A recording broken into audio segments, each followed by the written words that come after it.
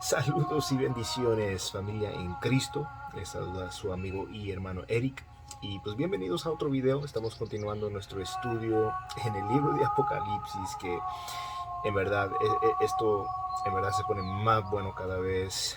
Muchas cosas que a través de este estudio yo estoy aprendiendo, y el propósito es poder compartir igualmente con ustedes eso que voy aprendiendo. Entonces, si tiene su Biblia, por favor, acompáñeme. Estamos en Apocalipsis, el capítulo 4, y vamos a iniciar en el versículo 6 hasta concluir con el versículo 11. Voy a darle lectura y ahorita vamos a dar verso por verso este estudio. Entonces, dice la palabra del Señor en el nombre del Padre, del Hijo y del Espíritu Santo, y dice: delante del trono había un mar transparente semejante al cristal, y en medio del trono y alrededor del trono 4 seres vivientes llenos de ojos por delante y por detrás. El primer ser viviente era semejante a un león, y el segundo era semejante a un becerro. El tercer ser tenía el rostro como el de un hombre, y el cuarto ser era semejante a una águila volando.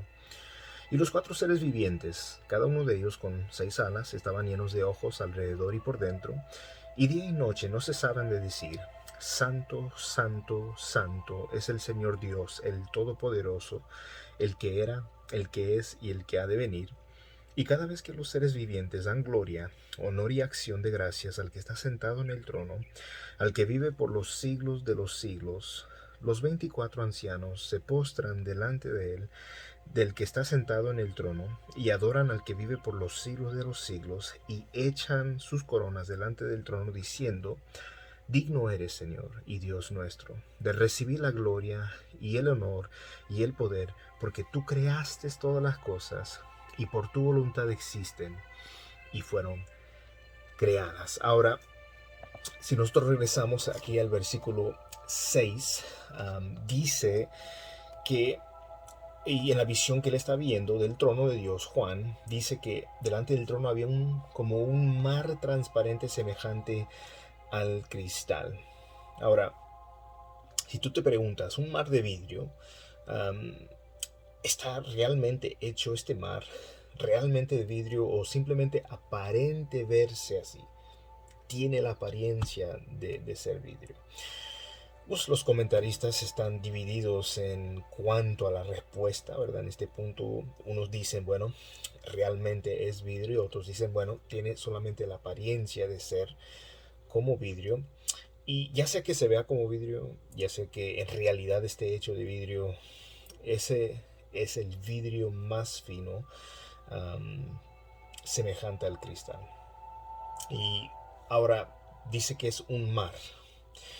Y cuando nosotros consideramos esto, ¿verdad? Este mar delante del trono, ¿qué propósito tendrá? ¿Qué está haciendo ahí? Bueno, es un recordatorio del lavabo que había en el tabernáculo, y para nosotros es un recordatorio de nuestro lavamiento de agua por medio de la palabra del Señor. Esto lo podemos ver en Efesios 2:26. Pero bueno, ahora hablemos, ¿verdad?, de lo que menciona el mismo versículo 6 acerca de 4 seres vivientes llenos de ojos. Y esto puede ser una comparación a lo que leemos en Ezequiel capítulo 1 del 4 al 14, capítulo 10 del 20 al 22, y podremos entender que estas criaturas, en base a lo que dice Ezequiel, en base a lo que dice aquí en Apocalipsis, son criaturas que se llaman querubines, espectaculares seres angelicales que rodean el trono de Dios. Satanás más bien en un tiempo era un ser sublime, ser angelical sublime, de acuerdo a lo que nos dice Ezequiel capítulo 28, versículo 14. Ahora, en cuanto a estos seres, ellos saben y ellos entienden y tienen una visión y percepción mucho mejor, mayor de cualquier ser humano, ¿verdad? Estos seres de una inteligencia y entendimiento increíble viven su existencia para adorar a Dios. Aún con su inteligencia mayor, aún con su gran visión y percepción, aún con estos atributos que se les puede atribuir, su existencia es para adorar a Dios. Todo falla de una verdadera adoración se encuentra en la falta de visión y entendimiento, porque nosotros cuando cantamos, no cantamos sin conocer lo que estamos cantando, no más cantamos por cantar. Debemos cantar con inteligencia, ¿verdad? Por eso muchas de las veces cuando comparamos la música cristiana de antaño, y sobre todo de siglos pasados, está tan saturada de la palabra del Señor. Comparado a hoy, simplemente es más bien el ritmo, es más bien ciertas frases que, ¿me entiendes? Como que son muy llamativos, ¿verdad? Pero examina la letra y cuando cantas, el cántico debe de ser en adoración a Dios, debe exaltar a Dios, no a mí. No hay nada en mí que yo pueda hacer, que pueda yo exaltar de mí mismo, sino recordar cuán grande ha sido Dios conmigo, su misericordia, su grandeza, su santidad, su poder, su bondad, ¿verdad? Como es un Dios perdonador, como es un Dios creativo, sabio, ¿verdad? Fuerte, sanador.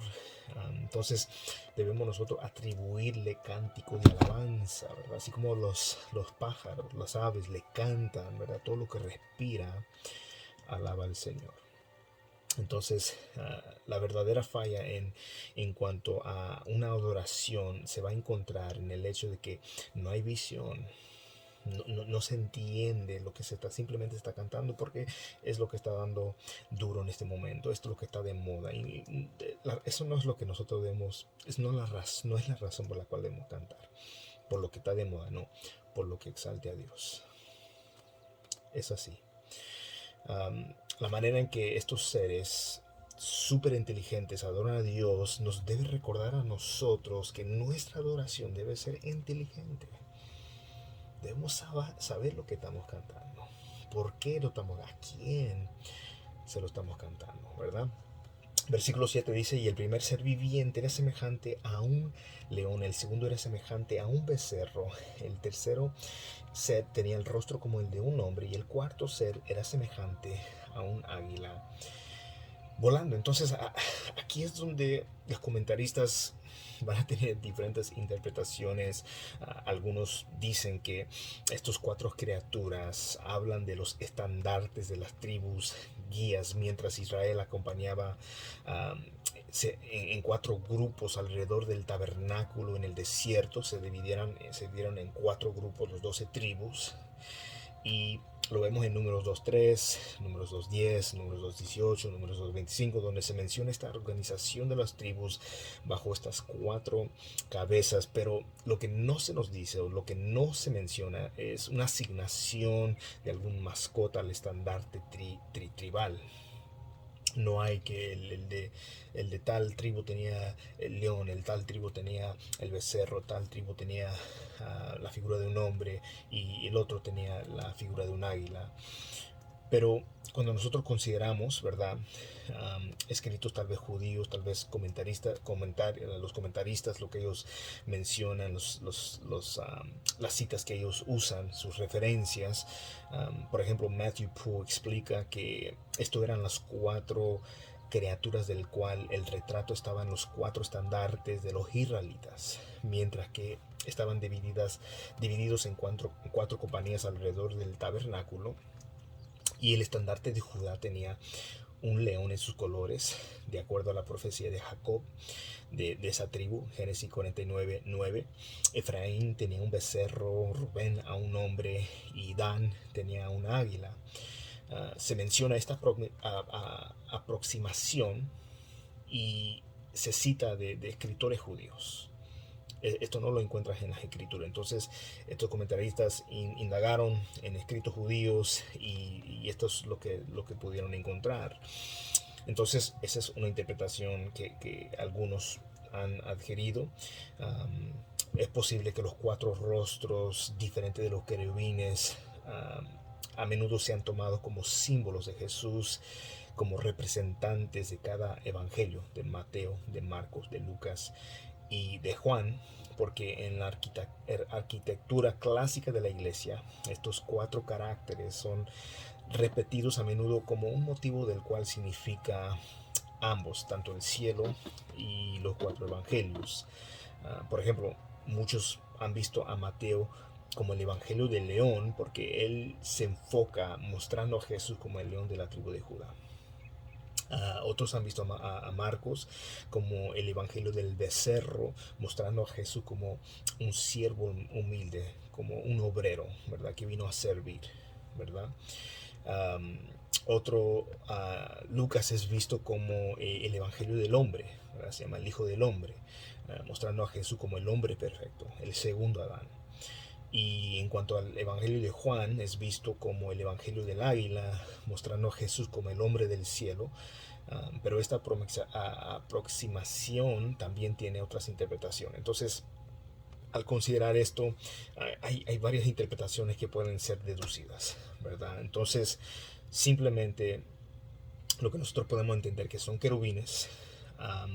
No se sabe con toda exactitud si estos tribus en verdad tenían estas referencias hacia el león, hacia el becerro, hacia el águila, el hombre. Y en cuanto a muy probable, ¿verdad? Porque tú lees el libro de Mateo y sí, habla mucho del león del tribu de Judá, lees el libro de Juan y, ¿verdad?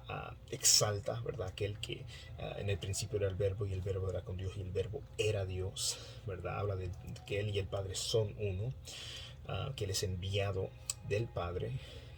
Entonces, son interpretaciones, ¿verdad? Que se pueden considerar, ¿verdad? En cuanto a querer profundizar un poquito en cuanto a qué significa, bueno, son posiblemente algunas sugerencias en cuanto a los cuatro seres vivientes.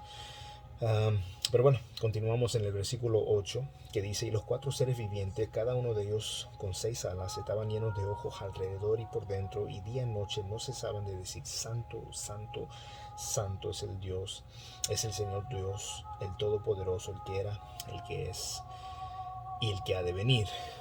Ahora, una cosa interesante aquí es que dice que y no cesaban de día y de noche de decir: santo, santo, santo. Sí, de día y de noche, ¿verdad? Ahora, en cuanto a los ojos por alrededor, esto nos indica que estos seres vivientes no eran instrumentos ciegos, no eran robots. Ellos saben y ellos entienden y pueden percibir y tienen esa visión mayor que cualquier ser humano. Entonces a eso se da la referencia de los ojos, llenos de ojos por todo alrededor. Y lo más importante es que los querubines constantemente repetían la frase santo, santo, santo. Y esto es en referencia a la naturaleza y al carácter de Dios, quien es santo, se declara, se enfatiza, y sobre todo al mencionarse 3 veces, porque en la cultura hebrea, cuando algo se repetía más de una vez, cuando había doble repetición de algo, esta se le añadía énfasis a esta doble repetición, y mientras que al repetirse triplemente, lo cual no era muy común, señala algo superior y llama la atención a la infinita santidad de Dios. ¿Verdad? No vas a encontrar en las escrituras que dice: y Dios es misericordia, misericordia, misericordia. Dios es amor, amor, amor. No, la única palabra en la cual se repite 3 veces es la santidad de Dios. Él es santo, santo, santo. Y igualmente los querubines declaraban que el Señor Dios es todopoderoso. La antigua palabra griega de todopoderoso es la palabra pantocrator, ¿verdad? Que nos da la idea de aquel que tiene todo en su mano, el que tiene en su mano todas las cosas, ¿verdad? Ahora también mencionan una frase importante que dicen: el que era, el que es y el que ha de venir. Y esto se refiere, ¿verdad?, al ser eterno de Dios. Dios no es una figura con expiración. Él no tiene principio, Él no tiene fin. Él es la omega, Él es el alfa y la omega, el principio y el fin, ¿verdad? El ser eterno, ¿verdad? Y esto nos traduce el pensamiento detrás del significado del nombre de Yahvé, ¿verdad? El que era, el que es y el que ha de venir. Hablando sobre que Dios es el ser supremo, eterno, ¿verdad? Y no hay comparación a Él. Versículo 9 dice: y cada vez que los seres vivientes dan gloria, honor y acción de gracias al que está sentado en el trono, al que vive por los siglos de los siglos, nuevamente estamos viendo la adoración no solo de los querubines, ahora estamos viendo la adoración de los 24 ancianos, que es promovida por los querubines. Los querubines están adorando a Dios, y de igual manera los ancianos son movidos, ¿verdad?, por esa adoración de parte de los querubines hacia Dios, a también por medio de gratitud, por agradecimiento, de adorar a Dios, ¿verdad? Ya que los querubines están adorando a Dios día y noche. Y igualmente los ancianos toman ese mismo ejemplo de adorar al Señor día y noche. Verso Dios, mira lo que dice: los 24 ancianos se postran delante de él que está sentado en el trono, y adoran al que vive por los siglos de los siglos, y echan sus coronas delante del trono, diciendo: digno eres, Señor y Dios nuestro, de recibir la gloria, el honor y el poder, porque tú creaste todas las cosas, y por tu voluntad existen y fueron creadas. Ahora, los 24 ancianos adoran. Y esta palabra adoran significa, le dan honra, dan honor a Dios, ¿verdad? Dan crédito a Dios, ¿verdad?, por su propio trabajo y su recompensa. No se están acreditando a ellos mismos su labor, su esfuerzo. No. Ellos están dando todo el honor a Dios. Están reconociéndolo a Él por sus obras, reconociéndolo a Él por sus recompensas. Ellos hacen esto mientras no solo adoran, están echando sus coronas delante del trono. Ellos reconocen que la dignidad le pertenece a Dios y no a ellos, ¿verdad? Y si nosotros consideramos las coronas que se mencionan, ¿verdad?, aquí en el versículo 10 de Apocalipsis, son las coronas Stefanos, son las coronas de victoria, no de realeza, porque hay una corona de realeza que solamente le pertenece a Dios, ¿verdad? Y la corona que Él nos va a dar a nosotros es una corona de victoria, ¿verdad? Estas son las coronas de los logros, ¿verdad? Por ejemplo, un atleta cuando ganaba, ¿verdad?, recibía en los antiguos Juegos Olímpicos este tipo de corona en representación de su victoria. Entonces los 24 ancianos, que representan a todos los redimidos del Señor, arrojan cada logro que ellos tienen de regreso a Dios, se lo atribuyan a Dios, porque recuerdan en su palabra en Filipenses 1:6 nos dice que Él es el quien pone en nosotros el querer, no solo el querer, sino el poder hacer su voluntad, y no podemos atribuirnos a nosotros el crédito. Es que yo me esforcé, es que yo lo hice. Gracias a Dios. Gracias a Dios me he esforzado, gracias a Dios estoy en sus caminos, gracias a Dios que yo puedo compartir la palabra del Señor, enseñar la palabra del Señor, puedo cantar, puedo alabarle. Si eres ministro de alabanza, gracias a Dios. Si eres maestro de escuela dominical, gracias al Señor. Si eres un pastor de una iglesia, gracias al Señor. Si eres un servidor en la iglesia, un ujier, un diácono, alguien que sirve a las mesas, gracias al Señor. Entonces esa era, ¿verdad?, la consideración, ¿verdad? Lo que ellos hacían para el Señor no se lo atribuían a ellos, no se erguían el cuello, no. Ellos le daban el honor a Dios. Y eso es lo que nos corresponde a nosotros. Al servir a Dios, no es porque nosotros queremos aplausos, no es porque nosotros queremos seguidores, no es porque nosotros queremos, ¿verdad?, ser personas de influencia, que deseamos, ¿verdad?, influir para bien, deseamos, ¿verdad?, que la gente pueda ver la obra del Señor en nuestras vidas, pero no para que nosotros tomemos el crédito, porque la gloria solamente le pertenece a Dios. Él no comparte su gloria con nadie.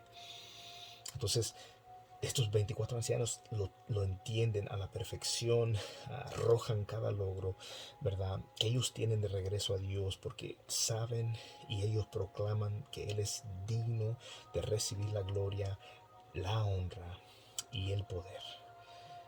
Porque los 24 ancianos, ¿verdad?, adoran a Dios debido a su poder creativo y debido a su gloria. Y el hecho de que Dios es el creador le da a él todo el derecho, no algunos derechos, todo el derecho y todo el reclamo sobre todo. De tal manera como un alfarero tiene todos los derechos sobre su barro, así Dios, quien es nuestro alfarero, tiene derecho de nosotros que somos barro en sus manos. Y deseamos, y nuestro deseo es ser útiles en las manos de Dios. Recordamos que no somos personas perfectas. Mira, podemos errar, podemos enfriarnos, podemos descuidarnos. Y lamentablemente, por medio de lo que ha pasado con toda la pandemia y ¿verdad?, una falta de coinonía, una falta de asistir, ¿verdad?, a la casa del Señor, ¿verdad?, para poder, ¿verdad?, convivencia, para poder exaltar a Dios, para poder aprender de la palabra.